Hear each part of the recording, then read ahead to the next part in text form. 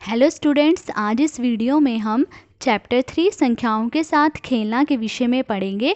इस वीडियो में हम इस चैप्टर में जो जो विषय दिए गए हैं उनको समझेंगे। तो देखिए, सबसे पहला विषय क्या है?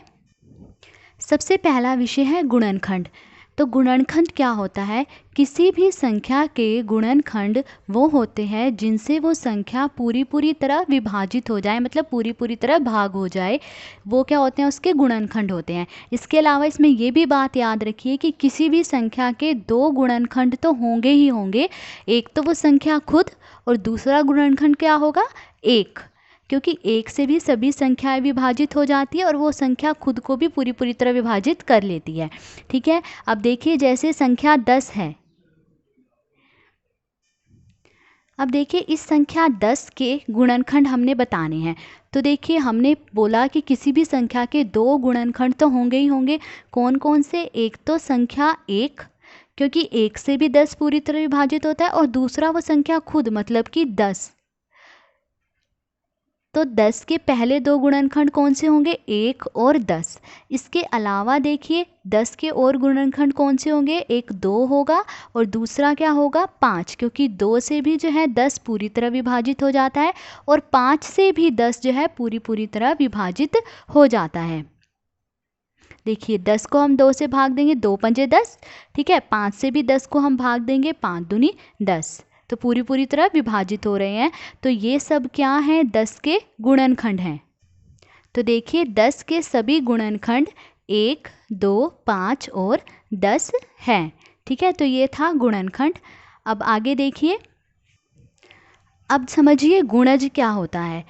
गुणज देखिए, किसी संख्या के पहाड़े में जो संख्याएं आ रही हैं वो उसके क्या कहलाएंगे? गुणज कहलाएंगे। कैसे? देखिए, एक उदाहरण, 5 एकम 5, 5 दूनी 10। ये मैं 5 का पहाड़ा पढ़ रही हूँ, 5 के गुणज निकाल रही हूँ मैं। ठीक है, 5 एकम 5, 5 दूनी 10, 5 दिए 15, 5 चौके 20। ठीक है, तो हमने क्या कहा? गुणज क्या होता है? किसी संख्या के पहाड़े में जो संख्याएं आ रही हैं, मतलब 5 के पहाड़े में कौन सी संख्याएं आ रही हैं? 5, 10, 15, 20। तो ये सब क्या है? 5 के गुणज हैं। ये सारे क्या हैं? गुणज हैं। तो इसका मतलब 5 के पहाड़े पर या किसी भी संख्या के पहाड़े पर जो संख्याएं आ रही हैं वो उस संख्या के क्या कहलाएंगे? गुणज कहलाएंगे। देखिए, मैंने तो 4 तक ही पढ़ा ना, आप आगे भी पढ़ लीजिए। 5 का पहाड़ा, जैसे 5 पंजे 25, 5 छिके 30। तो ये जो 25 और ये 30 ये सब आ रहे हैं, ये क्या है? 5 के गुणज कहलाएंगे। ठीक है, तो 5 के गुणज कौन से हो गए? 5, 10, 15, 20, 25, 30, ये सब। ठीक है, तो ये था गुणज। अब आगे देखिए, हम समझेंगे कि सम संख्याएं कौन सी होती हैं और विषम संख्याएं कौन सी होती हैं। तो पहले समझिए सम संख्याएं। ऐसी संख्याएं जो 2 से पूरी विभाजित हो जाती हैं सम संख्याएं कहलाती हैं। ऐसी संख्याएं जो 2 से क्या पूरी तरह विभाजित, मतलब जो 2 से पूरी तरह भाग हो जाती हैं, मतलब जिन्हें हम 2 से भाग करें तो शेष कुछ नहीं बचता, मतलब पूरी तरह विभाजित हो जाती हैं, क्या कहलाती हैं? सम संख्याएं कहलाती हैं। जैसे कि 2, 4, 6, 8, 10। अगर हम इन संख्याओं को 2 से भाग दें तो देखिए पूरी कट जाएगी। 2 एकम 2, 2 दूनी 4, 2 तिये 6, 2 चौके 8, 2 पंजे 10। ठीक है, पूरी तरह क्या हो रही है? विभाजित हो रही हैं ये। तो ये क्या कहलाएंगी? सम संख्याएं कहलाएंगी। इनके अलावा भी और होंगी सम संख्याएं। ठीक है, तो वो संख्याएं जो 2 से पूरी तरह विभाजित हो जाती हैं क्या कहलाती हैं? सम संख्याएं। अब देखिए, विषम संख्याएं कौन सी होती हैं? विषम संख्याएं ऐसी संख्याएं जो 2 से पूरी विभाजित नहीं होती, विषम संख्याएं कहलाती हैं। अब ऐसी संख्याएं जो 2 से पूरी तरह भाग नहीं हो रही है, मतलब जिनको हम 2 से भाग दें तो शेष में कुछ बचे, तो वो क्या कहलाती हैं? विषम संख्याएं कहलाती हैं। जैसे कि 1 है, 1 को मैं 2 से भाग दूं, पूरी तरह भाग नहीं होगा, 3 को भी 2 से भाग दूँ वो भी पूरी तरह भाग नहीं होगा, ना ही 5 ना ही 7। ऐसे ही 9 है, 11 है, 13 है, ये संख्याएं जो है विषम संख्याएं कहलाएंगी, क्योंकि ये 2 से पूरी तरह भाग नहीं हो रही हैं। ठीक है, तो हमने समझा सम संख्याएं कौन सी है, विषम संख्याएं कौन सी हैं। अब हम समझेंगे भाज्य संख्याएं कौन सी हैं और अभाज्य संख्याएं कौन सी हैं। अब देखिए भाज्य संख्याएं, ऐसी संख्याएं जो 2 से अधिक संख्याओं से कटती हैं भाज्य संख्याएं कहलाती हैं, जैसे कि 4, 6, 8 और 10। तो देखिए ऐसी संख्याएं जो क्या है 2 से अधिक संख्याओं से कट रही हैं वो क्या है, भाज्य संख्याएं। अब देखिए जैसे कि 4 है, 4 देखिए किस किस से कट रहा है, 4 1 से भी कटता है, 2 से भी कटता है, देखिए 2 दूनी 4, 2 से भी कटता है, और 4 खुद से तो कटता ही है, 4 एकम 4। तो देखिए 4 जो है 3 संख्याओं से कट रहा है, एक तो 1 से, एक 2 से और एक 4 से। तो इसका मतलब ये क्या है, भाज्य संख्या जो 2 से अधिक संख्याओं से कट रही है। ऐसे ही 6 देखिए, 6 किस किस से कटता है, 1 से कटता है 6, ठीक है, फिर 2 से भी 6 कट जाता है, 2 तिये 6, 3 से भी 6 कट जाता है, 3 दूनी 6, 6 एकम 6, 6 से भी कट जाता है। तो देखिए 6 भी क्या है 2 से अधिक संख्याओं से कट रहा है। किन किन से कट रहा है, 1 से कट रहा है, 2 से कट रहा है, 3 से कट रहा है, 6 से कट रहा है। कितनी संख्याएं, ये 4 संख्याएं, मतलब 2 से अधिक संख्याओं से जो है 6 कट रहा है। तो ऐसे ही 8 है, 10 है, ठीक है। तो वो संख्याएं जो 2 से अधिक संख्याओं से कटती हैं वो क्या कहलाती हैं, भाज्य संख्याएं कहलाती हैं। अब देखिए अभाज्य संख्याएं कौन सी होती है, ये तो थी भाज्य संख्याएं। अब देखिए अभाज्य संख्याएं कौन सी हैं, ऐसी संख्याएं केवल 2 संख्याओं से कटती हैं। जो अभाज्य संख्याएं हैं वो होती हैं जो सिर्फ 2 संख्याओं से कट रही हैं, और वो 2 संख्याएं कौन सी हैं, 1 से और अपने आप से। मतलब वो संख्याएं जो सिर्फ 1 से कटती हों, ठीक है, और अपने आप से कटती हों बस, वो क्या कहलाती हैं, अभाज्य संख्याएं कहलाती हैं। जैसे कि 2, 3, 5, 7, 11। अब देखिए 2 है, ठीक है, 2 किससे कट रहा है, 1 से तो कटेगा ही। सारी संख्याएं जो है 1 से तो कटती ही कटती हैं, ठीक है। 2 1 से कटेगा और अपने आप से कटेगा बस, इसके अलावा 2 किसी से नहीं कट सकता। तो 2 क्या है, अभाज्य संख्या। ऐसे ही 3 देखिए, 3 भी क्या है, सिर्फ 1 से कटेगा, ठीक है, और एक अपने आप से कटेगी। तो मतलब 3 भी क्या है, अभाज्य संख्याएं। तो वो संख्याएं जो सिर्फ 1 से और अपने आप से कट रही हों वो क्या कहलाती हैं, अभाज्य संख्याएं कहलाती हैं। अब देखिए सह अभाज्य संख्याएं कौन सी होती हैं।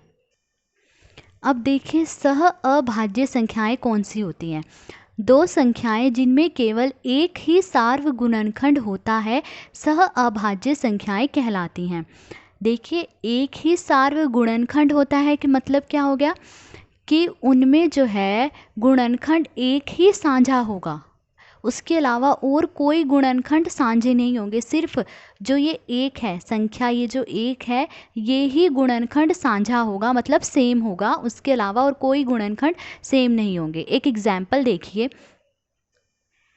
जैसे संख्या 5 है, 5 के गुणनखंड कौन से होंगे, 1 और 5, ठीक है। 5 के गुणनखंड यही होंगे ना सिर्फ, क्योंकि 5 जो है सिर्फ 1 से ही भाग हो रहा है और सिर्फ 5 से भाग होगा, ठीक है। तो गुणनखंड कौन से होते हैं, जिनसे वो संख्या पूरी तरह भाग होती है। तो 1 से होता है 5 पूरी तरह भाग और खुद से, ठीक है। तो 5 के तो ये 2 गुणनखंड है। ऐसे ही अगर आप 17 के गुणनखंड देखें, 17 के कौन से गुणनखंड होंगे, 1 होगी और दूसरा क्या होगा, 17 होगा। ये 2 ही गुणनखंड होंगे, 17 के भी और 5 के भी, यही 2 गुणनखंड होंगे। अब अगर आप देखें इन दोनों के गुणनखंड में सिर्फ गुणनखंड एक ही सेम है, देखिए इसके अलावा और कोई गुणनखंड सेम नहीं है। क्या है, सिर्फ गुणनखंड एक ही सेम या फिर साझा कह लीजिए है, इसके अलावा और कोई गुणनखंड सेम नहीं है। तो इसका मतलब 5 और 17 क्या है, सह अभाज्य संख्याएं हैं। कौन कौन सी, 5 और 17। अब आप एक दूसरा एग्जाम्पल देखिए। अब देखिए 5 के गुणनखंड कौन से हैं, 1 और 5, ठीक है, यही 2 गुणनखंड है। ऐसे ही अगर आप 10 के गुणनखंड देखें तो 10 के गुणनखंड कौन कौन से हैं, 10 के गुणनखंड है, एक तो 1 है और एक 10 है। इसके अलावा 10 के गुणनखंड कौन से हैं, 2 और 5, ये भी 10 के गुणनखंड है ना, क्योंकि इनसे भी 10 पूरी तरह भाग हो जाता है। तो देखिए अगर हम इन दोनों के गुणनखंड में देखें तो 1 भी साझा है, इसके अलावा देखिए ये 5 भी क्या आ रहा है, साझा आ रहा है।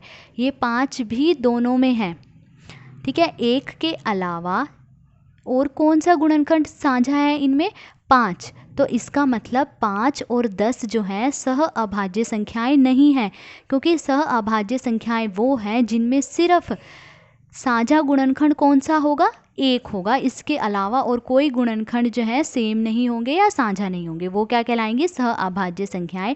तो 5 और 17 क्या है, सह अभाज्य संख्याएं हैं। अगला विषय देखिए है संख्याओं की विभाज्यता की जांच, ठीक है। अब देखिए पहली संख्या 2 से विभाज्यता, मतलब 2 से कौन कौन सी संख्याएं विभाजित होती हैं, ये देखिए। यदि किसी संख्या के इकाई के स्थान पर 0, 2, 4, 6 या 8 में से कोई अंक हो तो वह संख्या 2 से विभाज्य होती है। मतलब जिस संख्या का इकाई का अंक क्या हो, 0, 2, 4, 6 या 8, वो संख्या क्या हो जाएगी, 2 से भाग हो जाएगी।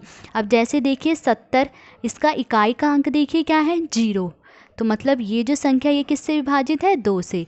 ऐसे ही दूसरी संख्या देखिए 92, इसका इकाई का अंक क्या है, 2, तो ये संख्या भी क्या होगी, 2 से विभाजित हो जाएगी। ऐसे ही 74 में देखिए इकाई का अंक 4 है, ये भी विभाजित हो जाएगी 2 से। ऐसे ही 226 में इकाई का अंक क्या है, 6, 1158 में इकाई का अंक क्या है, 8, तो मतलब ये सभी संख्याएं क्या हो जाएंगी, 2 से विभाजित हो जाएंगी, जिनका इकाई के अंक में क्या हो, 0, 2, 4, 6 या 8 हो, वो संख्याएं क्या हो जाएंगी, 2 से विभाजित हो जाएंगी। अब देखिए 3 से विभाज्यता, मतलब 3 से कौन सी संख्याएं विभाजित होती हैं। यदि किसी संख्या के अंकों का योग 3 से विभाज्य है तो वह संख्या 3 से विभाजित होगी। मतलब अगर किसी संख्या के हम अंकों का योग, मतलब उन अंकों को जोड़ लें और वो जो जोड़ आएगा वो 3 से विभाजित हो जाता है, मतलब 3 से भाग हो जाता है, तो इसका मतलब वो संख्या भी क्या होगी, 3 से विभाजित हो जाएगी। अब देखिए जैसे कि संख्या ये है 4326 है। अब मैं इस संख्या के अंकों का योग करती हूँ, ठीक है। क्या है इसके अंक, 4, 3, 2 और 6, इनको मैंने जोड़ा, जोड़ने पर क्या आया, 15। तो मतलब 15 देखिए क्या है, 3 से विभाजित हो जाते हैं ना, 3 पंजे 15, तो 15 जो है वो क्या है, 3 से विभाज्य है। तो जो ये संख्या है 4326, ये भी क्या होगी, 3 से विभाजित हो जाएगी, ठीक है। तो 3 से विभाज्यता के लिए क्या करना है, हमने संख्या के अंकों का योग करके देख लेना। अगर वो 3 से विभाजित है तो वो संख्या भी क्या हो जाएगी, 3 से विभाजित हो जाएगी, 3 से भाग हो जाएगी। अब देखिए 4 से विभाज्यता, मतलब 4 से कौन कौन सी संख्याएं विभाजित होती हैं। अब देखिए एक संख्या 4 से विभाजित होती है यदि उस संख्या के इकाई और दहाई के अंकों से बनी संख्या 4 से विभाजित हो। मतलब देखिए एग्जाम्पल देखिए, जैसे कि संख्या क्या है, 748 है, ठीक है।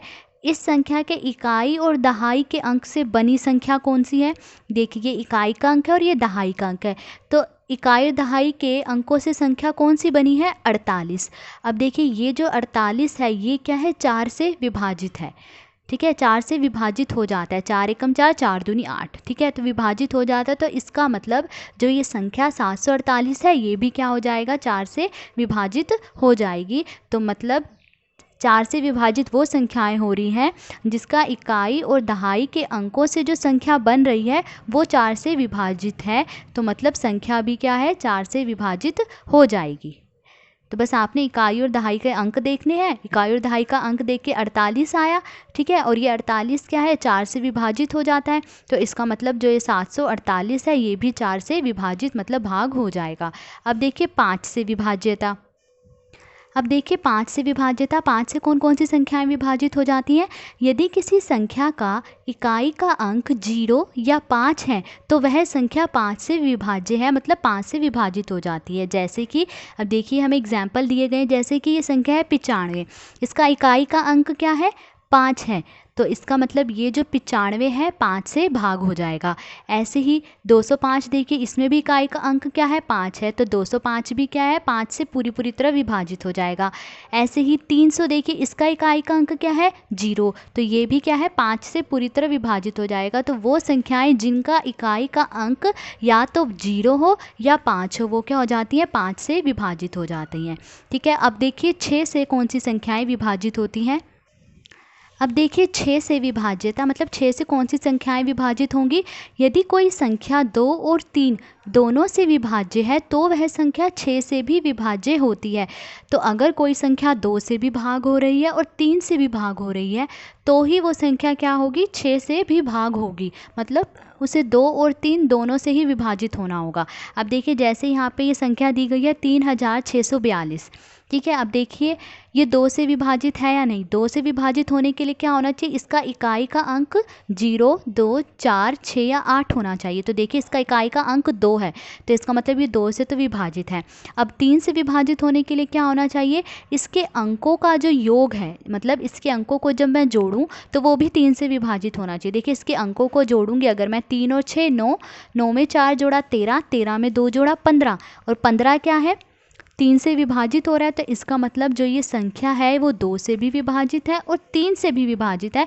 तो इसका मतलब ये संख्या क्या होगी 6 से भी विभाजित होगी। ठीक है, तो ये था संख्या 6, मतलब 6 से कौन कौन सी संख्याएं विभाजित होती हैं ये हमने सीखा। अब देखिए 8 से विभाज्यता, मतलब 8 से कौन कौन सी संख्याएं विभाजित होती हैं। एक संख्या 8 से विभाजित होती है यदि उस संख्या के इकाई, दहाई और सैकड़े के अंकों से बनी संख्या 8 से विभाजित होती है। जैसे कि ये संख्या है 7488। अब इस संख्या के देखिए इकाई, दहाई और सैकड़े के अंक से जो संख्या बनी है, कौन सी संख्या बनी है 488। अगर ये संख्या 8 से विभाजित हो जाती है तो यह संख्या भी क्या है, जो 7488 है ये भी 8 से विभाजित हो जाएगा। तो अब देखिए संख्या 488 8 से विभाजित हो जाती है। 8 6 48, 8 एकम 8। तो जब ये इकाई, दहाई और सैकड़े से बनी संख्या 8 से विभाजित हो रही है तो इसका मतलब जो ये संख्या 7488 है वो भी क्या है 8 से विभाज्य है, मतलब 8 से विभाजित हो जाएगी। ठीक है, ये थी 8 से विभाज्यता। अब देखिए 9 से कौन सी संख्याएं विभाजित होती हैं। अब देखिए 9 से विभाज्यता, मतलब 9 से कौन सी संख्याएं विभाजित होती हैं। यदि किसी संख्या के अंकों का योग 9 से विभाज्य है तो वह संख्या 9 से विभाज्य होती है। मतलब जैसे ये संख्या दी गई है 7632। अब अगर मैं इस संख्या के अंकों का योग करूं, मतलब इन्हें जोड़ूं, तो देखिए क्या आ रहा है 7 + 6 + 3 + 2, मतलब 7 और 6 13, 13 और 3 16, 16 और 2 18। तो ये जो 18 है इस संख्या के अंकों का जब मैंने योग करा तो ये जो संख्या 18 आई है देखिए 9 से विभाजित हो रहा है, 9 से भाग हो जाता है ना 18, 9 दूनी 18। तो इसका मतलब जो ये संख्या है 7632, यह संख्या जो ये 7632 है ये भी क्या हो जाएगी 9 से विभाज्य हो जाएगी। तो देखिए 18 9 से विभाज्य है तो संख्या 7632 भी क्या होगी 9 से विभाज्य होगी। तो ये थी 9 से विभाज्यता। अब देखिए 10 से कौन सी संख्याएं विभाजित होती हैं। देखिए अब 10 से विभाज्यता, मतलब 10 से कौन सी संख्याएं विभाजित होती हैं। यदि किसी संख्या का इकाई का अंक 0 है तो वह संख्या 10 से विभाज्य है। जैसे कि ये संख्याएं दी गई हैं। अब देखिए ये संख्या दी गई है 50, इसका इकाई का अंक क्या है 0, इसका मतलब ये 10 से विभाज्य हो जाएगी, 10 पंजे 50। ठीक है, ऐसे ही 100 देखिए, इसका में भी जो है इकाई का अंक क्या है 0 है, तो इसका मतलब ये भी 10 से विभाजित है। 980 में भी इकाई का अंक क्या है 0 है, तो ये भी 10 से विभाजित है। तो इसका मतलब हर एक संख्या जिसका इकाई का अंक क्या हो 0 हो वो क्या होगी संख्या 10 से विभाजित होगी। तो आज हमने चैप्टर 3 समझा। इस चैप्टर 3 में जो जो विषय थे वो सब हमने समझे कि सम संख्याएं कौन सी होती हैं, गुणनखंड, गुणज, ये सब हमने समझे। संख्याओं की विभाज्यता की जांच हमने की। तो अगर आपको वीडियो अच्छी लगी हो तो please like, share and subscribe. Thank you.